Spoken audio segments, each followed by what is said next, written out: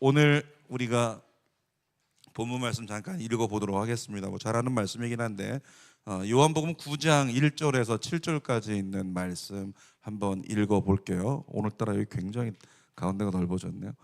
요한복음 요단강인 줄 알았어요. 요한복음 9장 1절에서 7절 말씀 같이 읽겠습니다. 시작.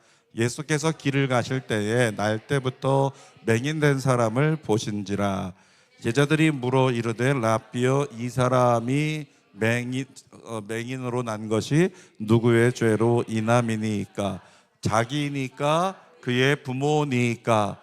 예수께서 대답하시되 이 사람이나 그 부모의 죄로 말미암이 아니라 그에게 하나님이 하시는 일을 나타내고자 하심이라. 때가 아직 낮음에 나를 보내신 이의 일을 우리가 하여야 하리라. 밤이 오리니 그때는 아무도 일을 할 수 없느니라. 내가 세상에 있는 동안에는 세상의 빛이로다.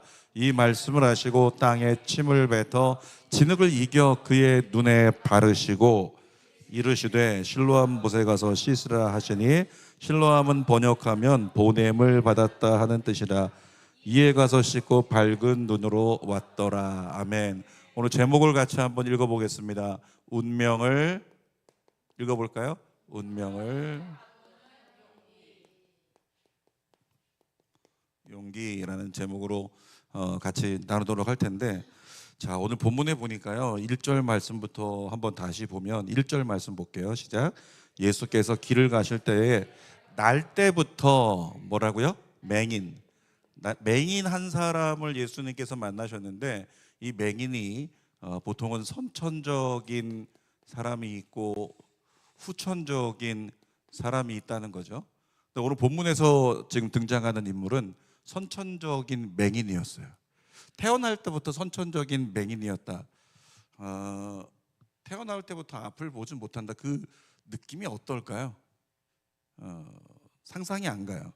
근데 태어날 때부터 어쨌든 앞을 보지 못했다는 그 사람은, 그래서 성경에 보니까 그의 직업이 있는데 그냥 이렇게 거지처럼 구걸을 해서 먹고 사는 사람이었다. 굉장히 비참했겠죠.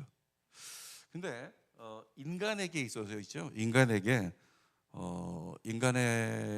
바꿀 수 없는 것 두 가지가 있대요. 유전적 요인, 질병도 유전에 해당할 수 있겠지만 바꿀 수 없는 것 두 가지가 있는데, 충격입니다. IQ는 유전이래요. IQ는 유전인데 특히나 엄마의 유전 가능성이 80%랍니다. 우리 애가 머리가 안 좋다. 네, 엄마들. 엄마의 유전이 80% IQ. 근데 IQ는 이게 선천적인 어떤 그 유전의 결과라서 바꾸기가 어렵다는 거예요. 또 한 가지 바꾸기 어려운 게 있는데 성격이랍니다. 성격. 자, 이 인간 성격이 왜 이래요? 유전입니다. 이 인간 성격이 그렇게 얘기할 때 유전이라는 거야. 유전. 성격은 유전이라서 바꿀 수 없다. 바꿀 수 있는 것들도 있겠지만 바꿀 수 없는 게 있어요. 우리가 바꿀 수 없는 것을 뭐라고 얘기하냐면 숙명이라고 얘기해요. 숙명. 이 숙명이라는 단어가 절대 내 삶에서 바꿀 수 없는 거, 그게 숙명이에요. 숙명과 좀 비교해 볼 수 있는 게 있는데, 그게 뭐냐면 운명이라고 하는 거죠. 운명. 운명은 바꿀 수 있을까 없을까요? 운명은 바꿀 수 있어 없어요? 바꿀 수 있어요. 여러분은 죄인으로서 지옥 갈 운명이었어요. 근데 그 운명을 바꿨잖아요. 바꿀 수 있는 거예요. 자, 숙명은 이런 겁니다. 예를 들어서 내가 태어나 보니까 나는 좀 미국에서 태어나서 미국 엄마가 있었으면 좋겠는데 태어나 보니까 한국 사람이야. 그래서 나는 어쩔 수 없이 태어나 보니까 한국 사람이야. 호연이가 저 이재용 아들이 되고 싶은 마음이 없었겠어요? 호연이가 나 태어나서 그냥 이재용 아들이었으면 얼마나 좋을까. 근데 태어나 보니까 윤도현 아들이야. 이걸 뭐라 그래요? 숙명. 바꿀 수 없는 거. 그러니까 국적 바꿀 수 없어요. 태어나 보니까 대한민국이었어요. 제가 그 신체 사이즈가 1대1이거든요. 상체하고 하체 1대1. 어쩔 수 없어. 숙명이에요. 태어나 보니까 그랬어. 태어나 보니까. 그러니까 숙명은 바꿀 수가 없는 거예요. 태어나 보니까 뭐 이렇게 아무튼 그런 것들. 이거는 숙명은 절대 바뀌어지지 않는 근데 운명은 뭐냐면 숙명이기 때문에 받아들이는 그 현실이 운명이래요. 숙명이기 때문에 받아들이는 현실. 그러니까 예를 들어서 저 같은 경우에 신체 사이즈가 1대1이다. 그럼 1대1이니까 조금 보기에도 그렇고 어려움도 있을 수 있다. 근데 그것이 운명인 줄 알고 그래, 난 1대1이야. 그리고 그냥 평생 살아갈 수 있지만 뭐 할 수 있다? 자유의지를 가지고 그게 내 운명이지만 좀 내가 운동도 하고 뭔가 열심히 노력해가지고 뭔가 더 멋진 뭔가 겉으로 보기에는 더 괜찮은 모습으로 보일 수 있게 노력할 수 있지 않을까? 그렇게 해서 노력으로 바꿀 수 있는 게 운명이라는 거죠. 나는 1대1로 살아야 돼. 그게 운명이라고 생각을 한다면 그 운명은 얼마든지 자기의 자유의지를 통해서 바꿀 수 있다는 거죠. 예를 들어서 이런 거예요. 아까 그 부모의 유전을 통해서 바뀌어지지 않는 거, 유전. 하나가 뭐였죠? IQ. 또 하나가 성격. 근데 분명히 자 IQ와 성격은 그러면 어쩔 수가 없어요. 이건 DNA이기 때문에, 유전이기 때문에 내 IQ는 막 노력을 하려고 하는데 이상하게 안 돼. 나중에 알고 보니까 엄마 IQ가 110이었어. 아빠 IQ가 뭐 98이었어. 그러니까 거기서 내가 아무리 노력해도 120 이상의 결과는 나오지 않는 거죠. 그죠? 그럴 수 있겠잖아요. 그러니까 부모의 어떤 DNA를 볼 때 이건 숙명이야, 내가 노력한다고 되는 건 아니야 라고 받아들이는 순간 뭐가 된다? 그건 내 운명이 되는 거예요. 근데 에디슨이 한 얘기 기억나시죠? 에디슨이 뭐라 그랬죠? 천재는? 혹시 기억나는 사람? 천재는 99%의 노력과 1%의 영감, 그러면 천재가 된다 그러잖아요. 에디슨이 한 얘기잖아요. 그러니까 에디슨이 무슨 얘기하고 있는 거냐면 부모의 IQ가 낮다고 너의 IQ가 120을 넘을 수 없는 운명이라고 천만의 말씀. 네가 만약에 열심히 노력한다면 그 모든 운명을 뒤집을 수 있다라고 얘기하는 거죠. 마찬가지예요. 이 성격도 오늘 누군가는 또 이걸 듣고 나서 내 성격 결국에 유전이라서 안 바꿔달라고 기도하지 마, 이렇게 얘기하는 사람이 있을지도 모르겠어요. 근데 성격도 마찬가지로 뭐라 그래요? 내 성격은 그렇게 좋지 않은 성격이지만 그 성격을 예를 들어서 뭐 상담을 통해서라든가 여러 가지 뭐 어떤 우리 뭐라 그러나요?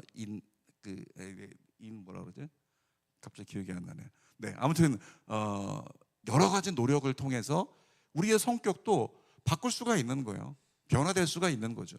그러니까 나의 숙명이기 때문에 숙명을 운명으로 받아들이지 말고 이 운명을 가지고 하나님 앞에서 내가 정말 더 그것을 극복할 수 있도록 노력할 수 있는 선택, 이것이 그리스도인에게 주어진 현실인데, 그래서 오늘 제목이 뭐예요?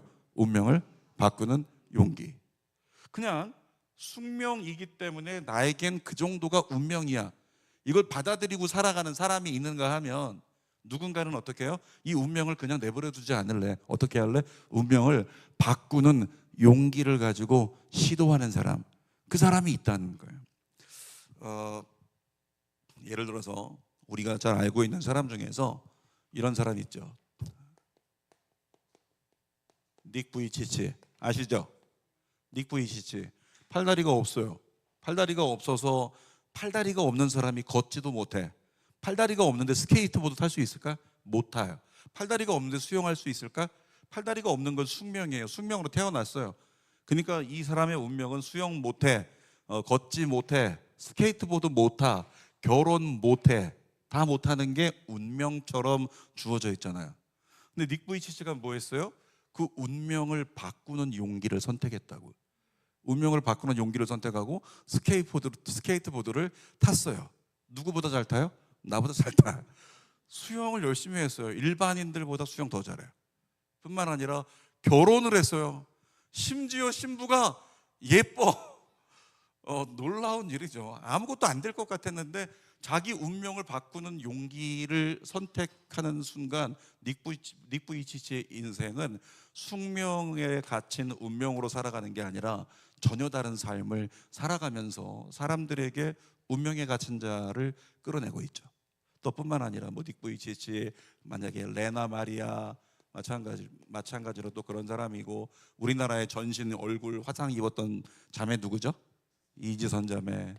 이지선 자매도 마찬가지예요. 그리고 우리 수련회 왔던 친구 누구죠? 박위. 자, 이런 친구들이 이지선 박위는 선천적이진 않았어요. 그런데 후천적으로 온몸이 망가져 버린, 그래서 더 이상은 자신의 인생을 행복하게 살아갈 수 없는 운명, 더 이상은 뭔가 시도할 수 없는 운명. 근데 어떻게 됐어요? 박위 형제가 그 운명을 극복하기 위해서 운명을 바꾸는 용기를 선택을 했어요. 그리고 열심히 노력을 하더니 어떻게 됐어요? 이제는 운명을 바꾸는 용기 전도사가 돼서 만나는 모든 사람들, 전국의 전신마비 환자들, 절망한 사람들, 이런 사람들 찾아다니면서 그들에게 용기를 주고 할 수 있습니다, 할 수 있습니다, 할 수 있어요 라고 이야기를 했다는 거예요. 근데 이들의 공통점이 뭔지 아세요? 이들의 공통점? 이들에게는 부모가 있었다는 거예요. 부모, 어떤 부모? 이들의 가능성을 본 부모, 가능성을 보았고, 또 하나는 이들의 잠재력을 보았던 부모. 이 우리 아이들이 분명히 선천적으로 숙명적으로 더 이상 아무것도 할 수 없는 운명, 근데 그 아이들의 가능성을 보았고 잠재력을 보았던 부모가 어떻게 해요? 그 아이들에게 도전해요. 어떤 의지에? 자유의지에다가 계속 도전하는 거예요. 이런 거죠. 호연아, 넌 할 수 있어. 호연아, 넌 할 수 있어. 너는 잠재력이 있어. 너는 가능성이 있어. 특별히 이 가정들이 전부 다 동일하게 특징이 있어요. 공통점. 그게 뭐예요? 예수님 믿는 가정이에요. 크리스천 가정. 그러니까 뭐라고요? 닉, 넌 할 수 있어. 하나님이 도와주실 거야. 레나 마리아, 넌 할 수 있어. 하나님이 도와주실 거야. 지선아, 넌 할 수 있어. 하나님이 도와주실 거야. 넌 할 수 있어. 하나님이 도와주실 거야. 이런 얘기를 부모들이 계속하면서 넌 가능성이 있어, 잠재력이 있어, 그러면서 자유의지를 구박하지 않고 계속 깨웠다는 거예요. 자유의지를. 그랬더니 어느 날 보니 정말 이들이 자유의지를 가지고 자기 운명을 바꾸는 용기를 스스로 장착하게 됐다는 거예요. 그 용기를 가지고 정말 믿음으로 도전했더니 지금의 닉부이 지칠 레나 마리아 이지선 박위 형제의 삶이 됐다는 거죠. 자, 운명적으로 본다면 이들은 여기 있는 우리들보다 불행해야 돼요. 근데 솔직하게 여기 있는 네 사람은요, 어쩌면 이 자리에 있는, 아니 앞에 있는 저보다 제가 보기에는 행복해. 운명은 우리보다 더 불행할 수밖에 없는 운명이었는데 더 행복하게 살아가는 지금 삶을 산다는 거죠. 자, 뭘 얘기합니까? 우리 이 집안의 아이들, 그 집안의 아이들, 그 집안의 아이들, 그 집안의 아이들, 그죠? 그 집안에 지금 오시는 분들의 아이들, 우리 아이들 생각하면 그런 거 있잖아요. 막 아이들 생각하면 야, 너무 사랑스럽다, 너무나 너무 소중하다 이렇게 나와야 되는데 우리 아이들 생각하면 저 새끼 저거 어떻게, 이런 생각. 근데 제가 주일날 설교 때도 얘기했지만 저도 그랬거든요.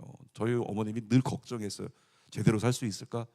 왜냐하면 제가 시를 좋아한다고 동아일보 그 문화부 기자한테 제 시를 보여줬더니 동아일보 기자가 어머니를 한쪽으로 데리고 가서 제가 아무래도 정신과 가야 될 것 같다, 이런 얘기를 할 정도로 저는 걱정스러운 아이였단 말이에요.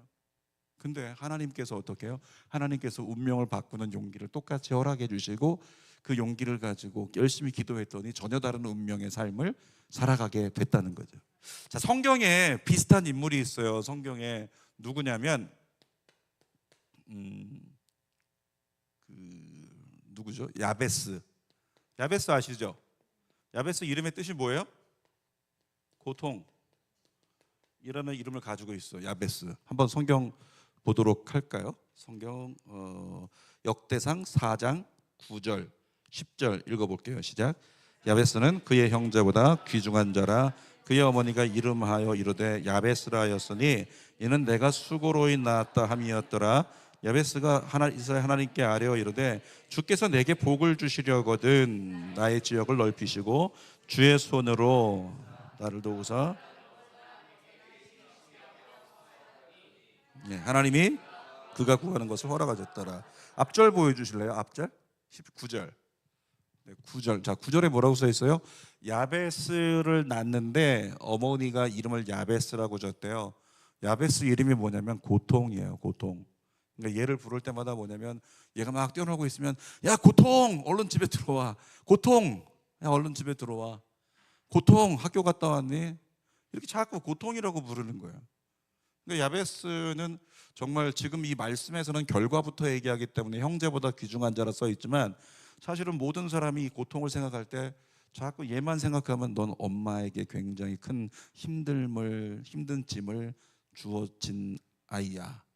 너는 우리 집에 없었어야 됐어. 이런 막 생각, 그런 마음을 가지고 있었단 말이에요. 그러니까 야베스는 늘 생각하기를 왜 나는 이거밖에 안 될까? 왜 나는 도움이 안 되고 난 저주스러운 존재일까? 가족에 환영받지 못하는 존재일까?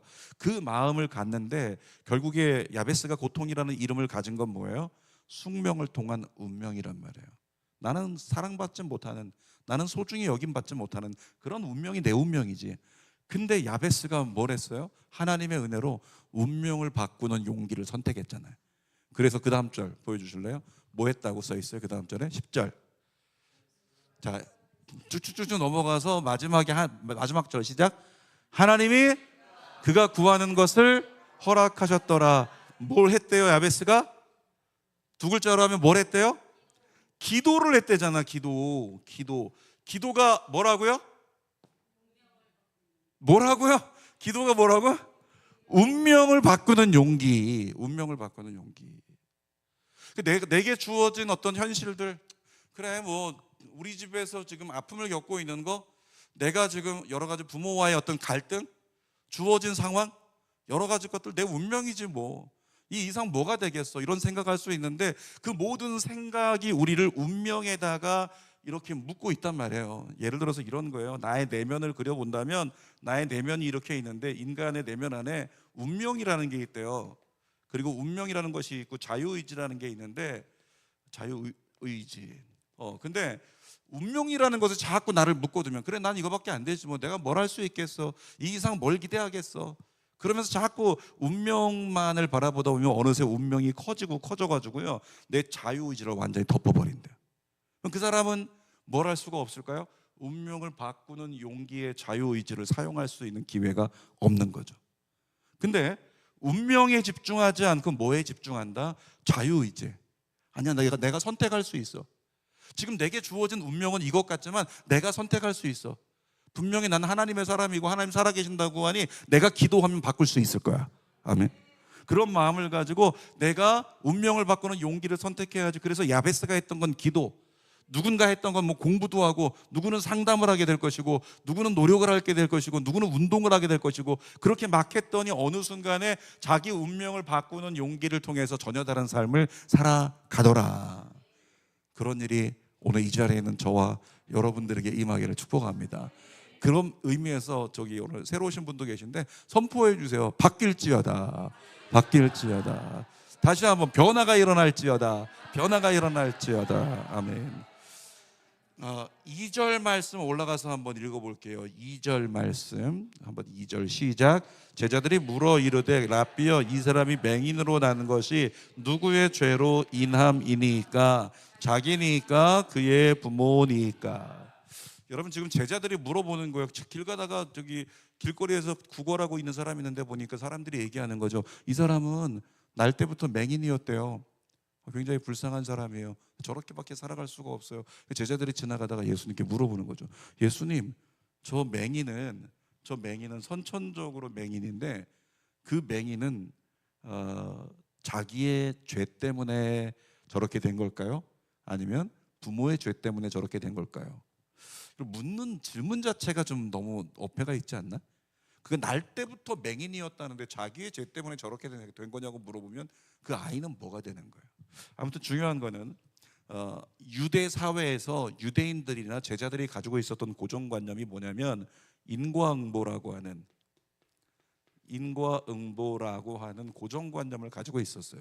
원인이 있으니까 결과가 있겠지. 다시 말하면 죄를 졌으니까 그런 문제가 생겼겠지. 제가 발가락을 다쳤잖아요. 발가락을 다치니까 누군가는 목사님이 얼마나 기도 안 했으면 발가락 다쳤겠어. 기도 많이 했으면 깨어 있었으면 안 다쳤겠지. 이런 얘기.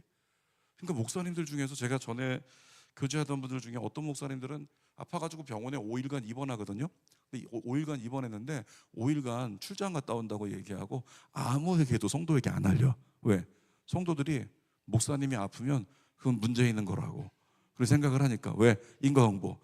죄를 졌으니까 문제가 있겠지. 그런 거 있잖아요. 어떤 사람이 주일날 어디 교회 빠지고 여행 갔다 왔는데 하필이면 여행 갔다 오다 문제가 생겨서 다쳤어. 그래서 목발을 막 짚고 왔네. 그랬더니 죄송합니다, 제가 주일날 갔다 와서 그런 것 같아요. 그랬더니 옆에 분이 얘기합니다. 등짝을 때리면서 맞아, 주일날 가니까 다치지. 뭐라고? 인과응보.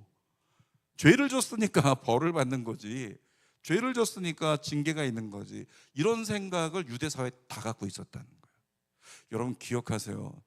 우리에게 인과응보는 없다. 죄를 졌기 때문에 벌을 받고, 죄를 졌기 때문에 질병이 있고, 또 감기를 알아도 막 귀신의 역사고, 그런 건 없다라고 생각을 했으면 좋겠어요. 위험한 해석인데 어떤 사람들은 감기만 걸려도요, 나 감기 귀신 떠나가라. 열이 나고 있는데 열 귀신 떠나가라. 물론 그게 귀신의 역사일 수도 있겠죠. 대체적으로는 그런 게 아니라 내 건강을 내가 챙기지 못하고 때로는 그 시즌에 쉬어야 되기 때문에 그런 연약한 것이 나타날 수도 있겠지. 근데 그거 가지고 전부 다 막 감기도 귀신, 열도 귀신, 다리 부러지면 발가락 어떤 귀신이 붙어가지고 그렇게까지 이야기할 필요는 없다는 거죠. 여러분 다시 얘기합니다. 숙명을 운명으로 받아들이지 마세요. 예를 들어서 내가 포기했던 꿈, 지금 마음 먹으면 지금이라도 운명을 바꾸는 용기를 가지고 시도한다면 지금이라도 할 수 있어요. 제가 예전에 한번 주는 교회를 세우려고 하다가 담임 목사 청빙을 하고 있는 어떤 교회에서 건축하면 교회를 세우면 힘들 텐데 그냥 우리 교회 와서 담임 목사 되면 어떻겠냐, 한번 오시라고 하더라고요. 그 교회가 일산에 있는 교회인데 그 당시에 한 500명 됐어요. 근데 목사님이 연세가 어떻게 되셨냐면 73세. 근데 목사님이 여자 목사님이 65세에 개척했어요. 65세 개척해가지고 열심히 사역을 하시는데 모두가 다 은퇴하시지 왜 개척을 하시지 싶었는데 65세 부름받고 개척을 하셨는데 하나님께서 영혼들을 붙여주셔서 결국에는 5년 만에 300명 넘었고, 그리고 한 7년째 만에 500명 돼가지고 73세 돼서 더 이상은 안 되겠다. 그래서 후임 목사를 뽑느라고 저를 뽑으신 적이 있었는데 그분을 보면서 제가 충격을 받았잖아요. 그분의 메시지 하나하나가 대화를 나누는데 입술의 고백에서 어떤 것도 부정이 없어요. 다 긍정. 할 수 있습니다. 할 수 있습니다. 할 수 있습니다. 해주실까요? 옆에 사람에게 할 수 있습니다. 할 수 있습니다. 될 수 있습니다. 될 수 있습니다. 이뻐질 수 있어요. 멋있어질 수 있어요. 잘날 수 있어요. 잘 될 수 있어요. 장 거시기 잘 될 수 있습니다. 네, 축복합니다. 파이팅. 네, 잘 될 수 있습니다. 자, 제자들이 왜 자기의 죄 때문입니까? 부모의 죄 때문입니까? 이렇게 물어보는데 그 순간에 답을 할 수가 없어요. 이 아이는, 이 맹인은 도대체 왜 아플까? 왜 태어날 때부터 맹인이 된 걸까? 답이 없어요. 그러니까 우리는 성경을 보다가 이런 장면을 만나면 그렇게 대답을 한단 말이죠. 살다가 예기치 않은 어려운 일을 만나면 왜 이런 일이 벌어졌을까? 왜 이렇게 됐을까? 이런 거. 저도 그런 게 한두 가지 있어요. 아직도 해소되지 않는 한두 가지 질문. 왜? 도대체 왜? 도대체 내가 왜? 이런 질문이 있다니까요. 예전에 우리 안정화 집사님 쓰러졌을 때, 그리고 병원에 실려갔을 때, 그리고 나서 이제 아프다는 얘기 들었는데 뭐 괜찮아지겠지, 회복해 주실 거야, 사랑하시니까, 이런 마음을 가졌어요. 그리고 그 당시에 굉장히 거구셨거든요. 거구시니까 튼튼하니까 문제 없을 거야 라고 생각을 했고, 저는 그때 인도네시아와 싱가포르까지 전부 다 투어하는 열흘간의 휴가가 잡혀 있었고, 대한항공으로 다 끊어놨어요. 호텔 다 잡아놨고 리조트 다 잡아놨고. 근데 떠나기 5일 전에 연락받았어요. 위독하다고. 안정환 죽을 수도 있다고. 결국엔 고민하다가 아픈 마음으로 전화해가지고 저 못 가게 됐습니다라고 그걸 내려놨어요. 사실 내려놨다고 하지만 지금도 요만큼만 내려놨어. 아직도 못 버려. 그때 그 풀패키지 갔어야 되는데 그걸 못 가가지고 나중에 교회에서 보내주겠지 뭐. 근데 그때도 무슨 생각이냐면 안정환 집사님 아버지하고 병원 로비에서 얘기했었는데, 목사님, 아버지가 얘기했어요. 목사님, 우리 정환이에게 왜 이런 일이, 우리 정환이에게 왜 이런 일이, 차라리 내가 아팠으면 좋았을 걸. 차라리 내가 아팠으면 좋았을 걸. 그러면서 아버지가 그렇게 막 우시던 장면이 기억이 나요. 지금 아버지 천국 가셨지만 그 장면이 기억이 나는데, 그 아버지의 그 애타는 마음, 차라리 내 생명을 걷어가지고 이 아들을 살려달라. 어쩌면 성도들의 많은 기도도 있었겠지만은 아버지의 그 마음이 안정환 아들을 살리지 않았을까. 아무튼 중요한 건 그 시간에 지나갈 때는 도대체 나에게 왜 이런 일이. 근데 제가 설명은 하지 않을게. 개인적으로 궁금하면 물어봐요. 근데 최근에 들었어. 그때 내가 왜 아팠었는지 스스로가 주어진 깨달음. 그거 듣고서 은혜가 되더라고요. 그건 나중에 안정환 집사님의 간증지표로 들으시고. 자, 아무튼 살다 보면 우리는 왜라는 질문을 가져요. 근데 왜라는 질문을 가는데 이게 성경에는 뭐라고 나오냐면, 시편에 많이 나오는데, 어찌하여 주님 어찌하여, 이게 뭐냐면 주님 why, 주님 왜 나에게 주님, 왜 주님, 왜 주님. 우리 지금 성전 건축 하고 있잖아요. 지금 어제 보니까 시멘트 막 붓고 그러면서 또 조그만 장난감 같은 그거 와가지고 모래 막 밀고 있고 이러고 있어요. 너무나 감사하잖아요. 너무나 감사한데 늘 목사의 마음 가운데는 늘 두려움이 있는 거죠. 지금은 잘 되는 것 같은데 되다 막바지 가서 이제 막 3분의 2 지점 지나가면 이제 그때부터가 문제인 건데, 가다가 안 되면 어떡하지? 지금 저희는 인테리어 비용이 없어요. 가서 우리는 시멘트에서 한 돗자리 하나씩 갖고 와서 예배 드릴 각오를 하고 하는 거야. 여기는 스피커 갖다가 형광등 하나씩, 캠핑등 다 갖다 달고 이러면서. 그러니까 뭘 어떻게 해야 될지는 몰라요. 왜? 아직 주어질 수 있는 가능성과 모든 게 없어. 다만 뭐만 있어요? 가능성과 잠재력만 있어. 가능성과 잠재력. 아무튼 안 되면 어떻게 하지? 이런 두려움이 제 안에 늘 있다고요. 근데 진짜 그러다가 진짜 어느 순간에 갑자기 막 중단돼가지고 추수감사절 예배를 거기서 드리자 그랬는데 갑자기 추수감사가 아니라 내년 부활절 넘어가게 생겼다. 막 이렇게 되면, 그런 날은 안 오겠지만, 아멘 해야죠. 안 오겠지만, 근데 만약에 예를 들어서 그렇게 된다면 제가 하나님 앞에서 뭐라고 기도하겠어요? 주님 왜? 주님 어찌하여 이러십니까?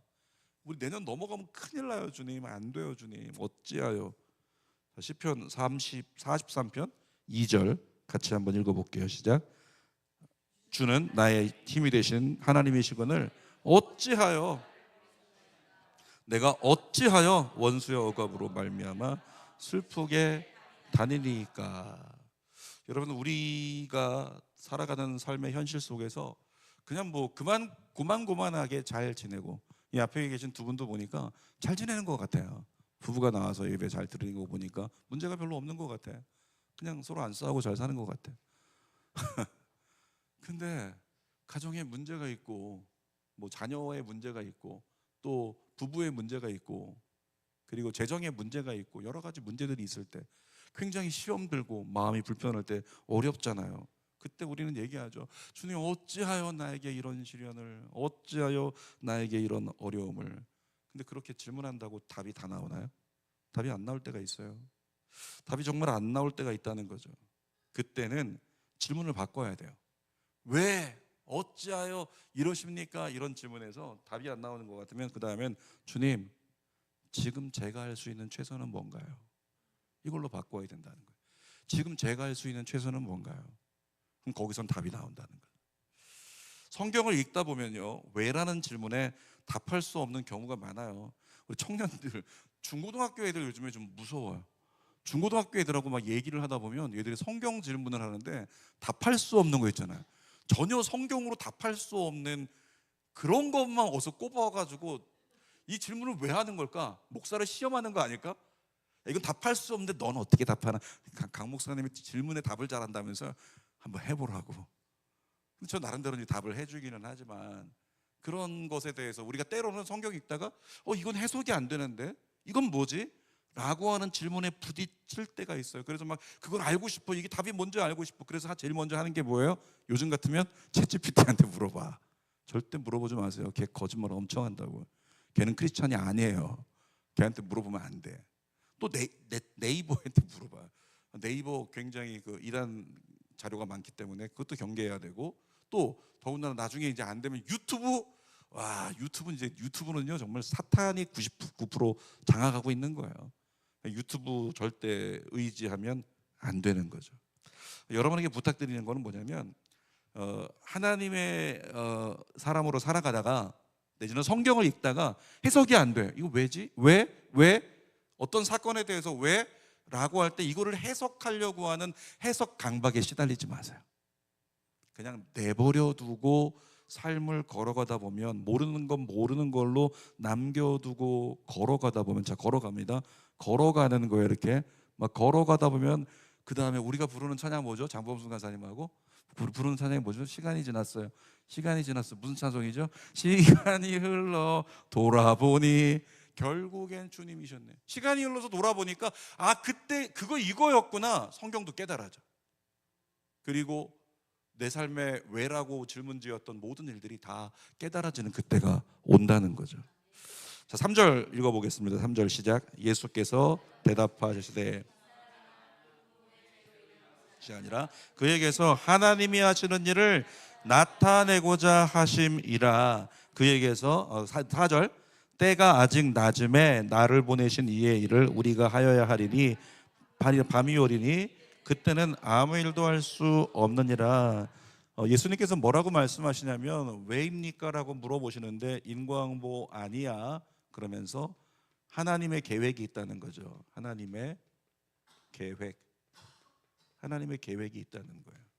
여러분의 삶에 지금 가지고 있는 가정의 어려움들, 숙제, 그 모든 것에 대해서 하나님의 계획이 있습니다. 하나님의 계획이 있다는 거예요. 그리고 4절에 뭐라고 말씀하냐면 지금은 낮이기 때문에, 다시 말하면 지금은 아직 심판의 때가 아니기 때문에 나를 보내신 이의 일을 우리가 하여야 한다. 나를 보내시니, 예수님을 보내신 이가 누구예요? 하나님이잖아요.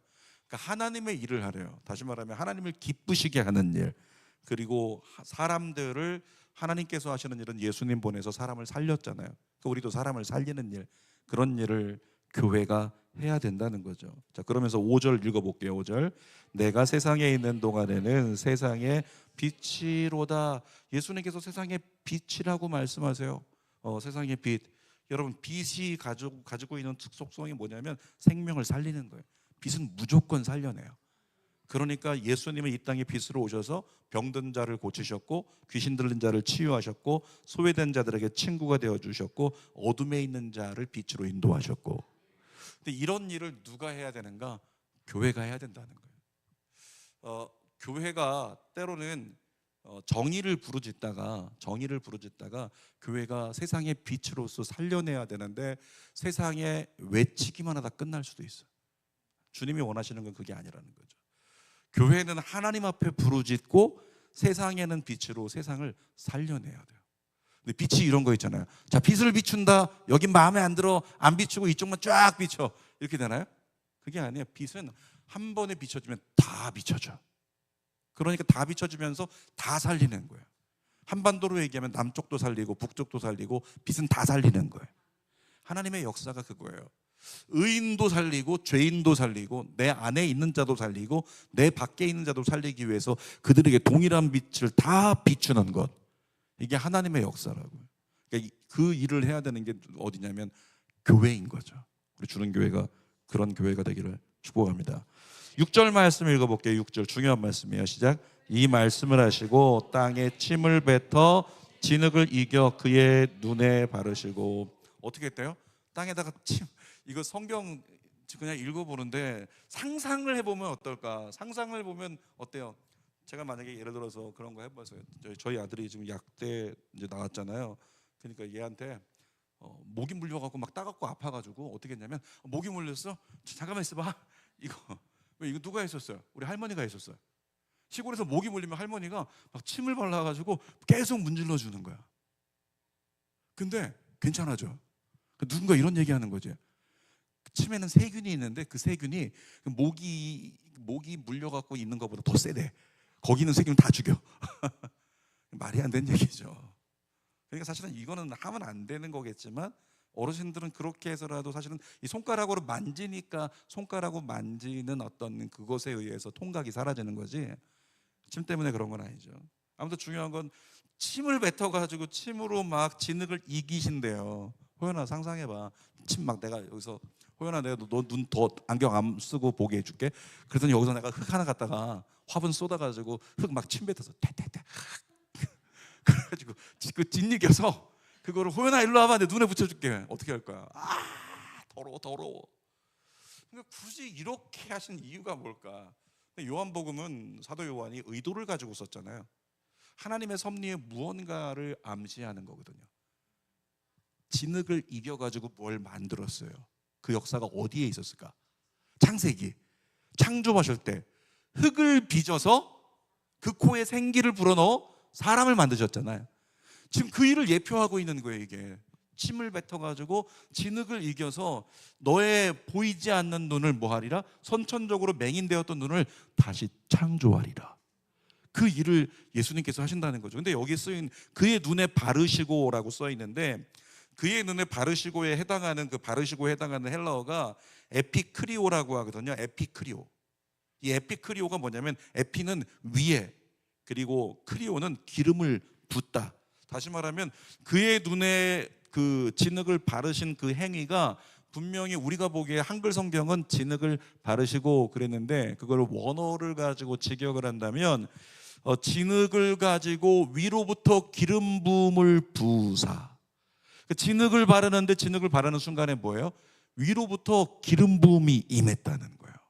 태초에 인간을 만들 때는 생기를 불어넣어 인간을 창조하셨는데 예수님께서 위로부터 기름을 부어서 그의 눈을 만지셨다는 거죠. 새로운 창조를 그렇게 역사하셨다는 거예요. 예수님이 어떤 분이세요? 그리스도잖아요. 그리스도가 누구예요? 기름 부음 받은 자. 기름 부음 받은 자가 그를 만지면서 그 받으신 생명을 살리는 기름 부음, 그 민족과 영혼들을 죄에서 살리는 그 기름 부음을 가지고 이 영혼 위에 붓는 거. 그게 지금 이 역사라고 하는 거죠. 그래서 그동안 볼 수 없게 억압에 묶여있던 그의 눈을 볼 수 있도록 자유하게 만들어주신 역사. 그래서 우리가 지난주에 나눴던 주제가 뭐였죠? 진리가 너희를 어떻게 한다? 자유케 하리라. 지난주에 그거 나눴잖아요. 예수 그리스도를 만나면 보지 못하는 그 암흑의 억압에 갇혔던 자가 예수로 말미암아 보게 되면서 자유하게 살아갈 수 있는, 보는 자유를 누릴 수 있는 이 역사가 일어난다는 거죠. 여러분 예수님 가까이 하세요. 자꾸 예수님 찾으세요. 자꾸 예수님 선포하세요. 내 마음에 묶인 게 사라집니다. 감정도 좋아질 거예요. 생각도 좋아질 거예요. 몸에 결린 거 있어요? 결린 것도 예수 이름으로 선포하세요. 예수 이름으로 결림이 떠나갈지어다. 결림이 떠나갈지. 제가 예전에 한번 해봤는데 새벽 예배를 작정해서 한 40일 이렇게 하면서 너무너무 졸려가지고 목사님 설교만 시작하면 자는 거예요. 완전 입 벌리고 자는 거예요. 근데 이것이 한 일주일 돼가지고 이러면 안 되겠다 싶어가지고 어떻게 했냐면 그 기도 먼저 가서 기도하는 시간에 예수 이름으로 내 세포야 깰지어다. 예수 이름으로 내 세포들이 깰지어다. 컨디션이 좋아질지어다. 눈이 밝아질지어다. 그러면서 막 선포했는데 막 선포했더니 진짜 어느 순간 졸음이 싹 사라지고 말씀이 들리고. 근데 우리는 그걸 안 하니까 예배 가운데 찬송이 잘 누려지지 않으면 찬송의 기쁨이 내게 임할지어다. 찬송의 기름 부음이 임할지어다. 자꾸 예수님 선포하세요. 자유케 하십니다. 7절 마지막 절 한번 읽어봅시다. 시작. 이르시되 실로암 못에 가서 씻으라 하시니 실로암은 번역하면 보냄을 받았다는 뜻이라. 잠깐만요. 이 보냄을 받았다라고 실로암의 어떤 의미를 기록하고 있는데 보냄을 받은 자가 누굴까요? 보냄을 받은 자, 위로부터 보냄을 받은 자 누구? 예수 그리스도. 예수 그리스도. 그분이 보냄을 받은 자예요. 보내심을 받은 자가 어떻게 했어요? 창조의 역사를 이루시면서 그를 실로암 못으로 보냈어요. 실로암 못으로 보냈어요. 그 실로암은 뭐예요? 기다리고 있어요. 그 맹인이 오고 있는데 기다리면서 실로암은 뭐라고 하냐면 야 나도 보냄을 받은 자야. 나도 보냄을 받았어. 무엇을 위해서? 너의 눈을 뜨게 해주기 위해서. 그래서 하나님께 순종된 한 사람의 걸음이 하나님의 역사를 이루어내는 장면이 나오는 거죠. 계속 읽어볼게요. 나머지. 이에 가서 씻고 밝은 눈으로 왔더라. 자, 보세요. 진흙을 막 이겼어요. 눈에다가 이리 와봐 딱 붙였어요. 보이지 않지만 영에서 예수 그리스도의 그 생명의 억압에서 푸는 죄를 씻어버리는 자유케 하는 기름 부음이 그에게 임했어요. 근데 눈은 아직 안 떠졌어요. 언제 떠졌다고요? 실로암 못에 자기 발로 직접 선택해야 돼요. 운명을 바꾸는 용기를 선택해야 돼요. 지금 붙여주셨고 지금 아직 안 보여요. 근데 가래. 저 못으로 내려가래요. 거기까지 거리가 얼마인지 모르겠어요. 근데 내려가라는 거예요. 갈까 말까? 어떻게 할까? 이거 믿어봐? 안 믿어봐? 이런 생각이 들 수 있잖아요. 근데 뭐 했어요? 운명을 바꾸는 용기를 선택하고 발을 뗐어요. 그러니까 운명을 바꾸는 용기는 결론적으로 말한다면 뭐냐면 말씀에 순종하는 거. 운명을 바꾸는 용기를 가지고 진짜 내려가서 눈을 씻으라고 해서 걸어서 내려가서 거기 가서 눈을 씻었더니 그제서 어떻게 됐대요? 마지막에 밝은 눈으로 왔더라. 눈이 떠졌더라 이거죠. 나만 장군 아시죠? 요단강에 가서 7번 목욕하세요. 갈 때는 전혀 몰랐는데 7번 목욕하고 났더니 피부병이 나버린 거. 가나 혼인잔치의 하인들도 마찬가지로 그냥 그 물 떠가지고 이제는 갖다 연회장 손님들에게 나눠주라. 정말 그대로 움직였더니 움직인 게 뭐예요? 운명을 바꾸는 용기. 진짜 하나님의 역사가 일어날까? 제가 조금 아까 얘기했잖아요. 예수 이름으로 선포하라고. 예수 이름으로 선포하라고. 뭐가 제일 힘들어요? 내 어떤 심적으로 뭐가 제일 힘들어요? 네네네. 네? 다 힘들어요. 다 힘들어요. 하루에 100번 예수 이름으로 힘든 걸 100가지를 다 써요. 그래서 100가지 예를 들어서 예수 이름으로 오늘 혈압이 높아요. 예수 이름으로 혈압은 내려갈지어다. 직원들이 말을 안 들어. 예수 이름으로 직원들이 말을 들을지어다. 아내가 오늘따라 좀 덜 이뻐 보여. 예수 이름으로 더 이뻐 보일지어다. 그러니까 예를 들어서 예수 이름으로 다 선포해. 자, 난 이렇게 얘기를 했어요. 목사님이 얘기하신 거야. 목자가 얘기하신 거야. 목자 뒤에서 하나님이 얘기하신 거야. 갑자기 오늘 이건 장상일 실명이 나와버렸네. 오늘 이건 나왔으니까 오늘 이건 장상일 건가 봐. 근데 문제는 뭐냐면 운명을 바꾸는 용기는 내가 자유의지를 가지고 선택해야 가능하다는 거죠. 여기서 들었어요. 듣고 이제 알았어. 돌아갔어. 아무것도 안 해. 없어요. 아무것도. 그냥 들어서 자유의지 있으면 가능성과 잠재력이 있고 뭐 운명을 바꾸는 용기 제목은 잘 정한 것 같네. 이걸로 끝나버린다고. 시도하면 달라진다는 거죠. 그러니까 말씀은요 머리로 깨닫는 게 아니고 머리만 깨달으면 교만해져요. 말씀은 머리로 깨닫는 게 아니고 실천할 때 삶으로 깨달아지는 거예요. 실천해서 삶으로 깨달으면 우리의 삶이 그때 진짜 변한다는 거죠. 저게 결론입니다. 오늘 제목이 뭐였어요? 운명을 바꾸는 용기. 제목 괜찮지 않아요? 내가 정하고 나서 막 짜릿짜릿해가지고 미안해요. 뭐 이렇게 제가 정말 제목은 잘 정한 것 같다라는 생각이 들었는데 이 제목이 저에게도 여러분들에게도 도전이 됐으면 좋겠네요. 기도하겠습니다. 하나님 감사합니다. 오늘도 귀한 저녁에 우리가 말씀을 통해서 하나님의 뜻을 좀 돌아봅니다. 우리에게 이 나면서부터 맹인된 자처럼 선천적으로 숙명적으로 나에게 안 되는 게 있어요. 숙명적으로 이건 나에게 운명이야. 뭘 더 바꾸겠어? 뭘 기대하겠어? 그러나 주님은 아니, 바꿀 수 있다. 아니, 달라질 수 있어. 아니, 다시 볼 수 있어. 아니, 운명을 뒤집을 수 있어. 네가 그러므로 선택해라. 바꾸겠노라 하고 전혀 다른 내일을 보겠노라고. 그리고 오늘 말씀대로 발을 내디뎌라. 살아계신 아버지, 우리 모두가 그런 놀라운 은혜의 삶을 살아 운명을 바꾸는 용기로 도전함에 전혀 다른 내일을 살아가게 인도하여 주옵소서. 예수님의 이름으로 기도드립니다. 아멘. 우리 말씀 생각하면서 가슴에 손 얹고 기도합시다. 찬양하고 기도하겠습니다.